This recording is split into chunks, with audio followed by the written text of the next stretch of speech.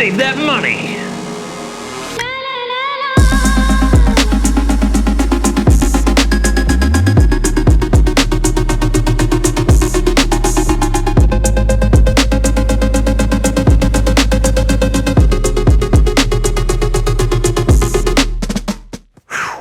What's up, guys? It is Joe, your money buddy, and I hope you enjoyed that intro. It was so fun to make. If you like what you're seeing so far, make sure you massacre that like button. Let's keep this channel churning.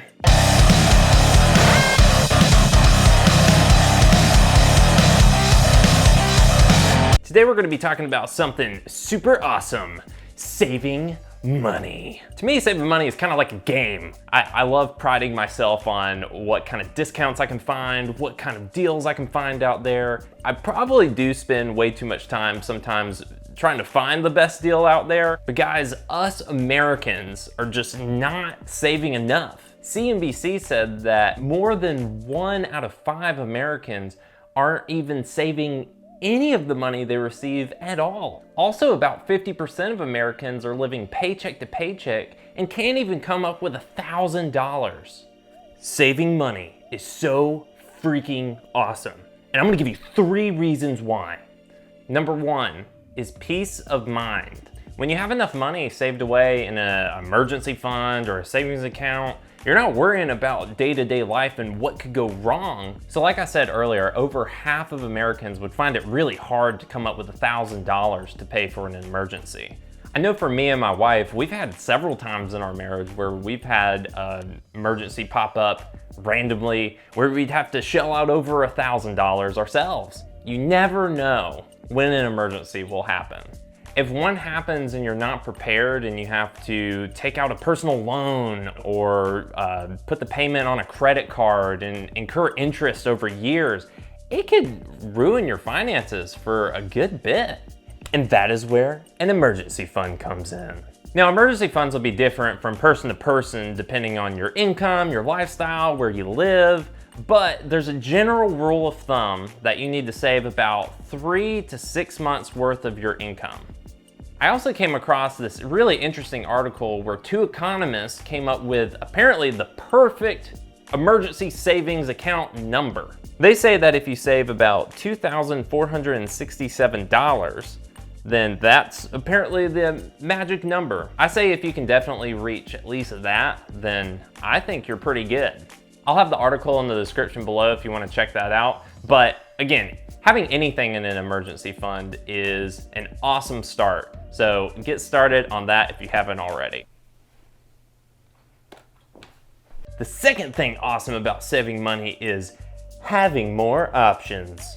When you have more money in the bank, you're able to have more options to take some calculated risks. You could stop your old job and even start up a new career. You could even start up your own business. I know you've been itching to start up your cheese sculpting business. Yes, that is a real thing. May your dreams come true. You could take time off, you could travel. If you own your own business, you can even make some big business moves. Like for me, I had enough in the bank several years back to where I bought my first drone. Little did I know that that was one of the best decisions that I could have made in my filmmaking career. I enjoyed it so much. It was a little scary at first because I spent like $1,500 on a drone and I was so scared to crash that thing. But ended up getting pretty good at it, and in turn, it's paid itself off multiple times over. If I didn't have the savings, I don't know if I would have bought that drone to begin with. Number 3, building wealth. After you get your emergency fund all fat and sassy, you can start making your money work for you. You can take your money, throw it in a retirement account like an IRA or a 401k, and with the gains that you get from the market, you may be able to live off the returns for the rest of your life and not work again. So Joe, how do you save money? Well, it's really quite simple. First, we need to get you motivated. If you don't know why you're saving money, then you're probably not gonna do it. Having a goal is a good way to keep you motivated for saving your money. My why is to reach financial freedom and to be able to do more passion projects in the future, to be able to spend more time with those that I love, and to buy a Tesla Cybertruck. Oh my gosh, those things are so gorgeous. Know the point of why you save, and it'll be much easier to obtain your goal. Next, you need to know how much to save. Now, this percentage is gonna differ from person to person with, when do you wanna retire? When do you wanna reach financial independence? Where do you wanna live in the future? So after scouring the web and doing some calculations, I found that if you can save about 20% or more of your income, you will be in a real sweet spot, my friend. This is according to the popular 50-30-20 rule. This says that you should reserve about 50% for your essentials like food, housing, transportation. 30% would be for discretionary spending, and that 20% is for that sweet, sweet savings. Now, to apply this to your lives, you need to be able to track and budget your expenses. Some of my favorite apps out there for helping you out with this are Personal Capital and Mint. These guys will help you track your expenses and see where your money's going. You might be spending too much in certain areas, and you may be able to make cutbacks. Now, for some of you guys out there, budgeting can be kind of a negative term to you and kind of daunting, but I want to bring a topic up with you that might make it a little more enticing. I want you to find out what your splurge is. That's right, I think it's okay to splurge in certain areas. You don't have to just cut back, and live in poverty. I want you guys to enjoy your financial journey. So I challenge you guys to look at your expenses and see what you value. What do you like to splurge on? So for me, sometimes I can splurge on camera gear. It does kind of go with business too, so that helps.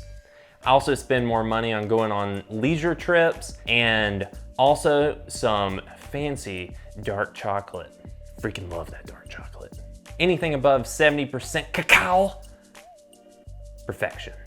Cacao! Some of the things I don't value and can cut back on are buying new clothes, or buying the newest iPhone, or staying in fancy places whenever I go travel.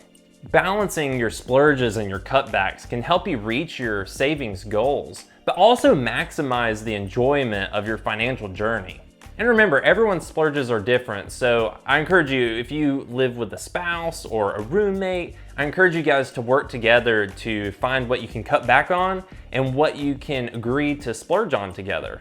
This also makes me think of this financial topic. Have you ever heard any financial person on the internet say this? If you just stopped buying those $3 Starbucks lattes and you threw that into an investment account, then you'd be a millionaire. Those $3 a day adds up to about $100 a month. If you compound that at an average of 10% in an IRA for about 45 years, you'd have approximately $1 million. While there is logic in this, and true, if you really like your coffee, then just drink your dang coffee. That wasn't real coffee, that was just water. Crap, it's so wet. Guys, I'm gonna tell you that giving up your cup of coffee has a small impact on your savings account overall. The big three areas where most of our money goes to is housing, transportation, and food. Housing takes up about 33% of our income. Transportation is about 16% of our income, and food is about 13% of our income. Over half of our expenses go to these areas, and if we can make changes to any of these, we can make a much bigger impact on our savings rate than just giving up coffee. So, over the next couple weeks, I'm gonna be diving into each of these big three areas where we can save money. We're gonna dissect it and see what we can do in each area to ultimately help our savings rate.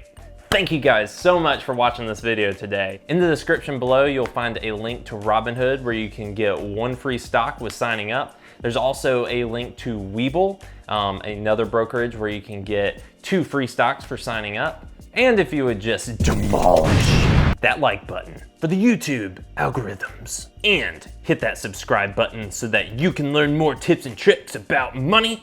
And I will see you later, buddy.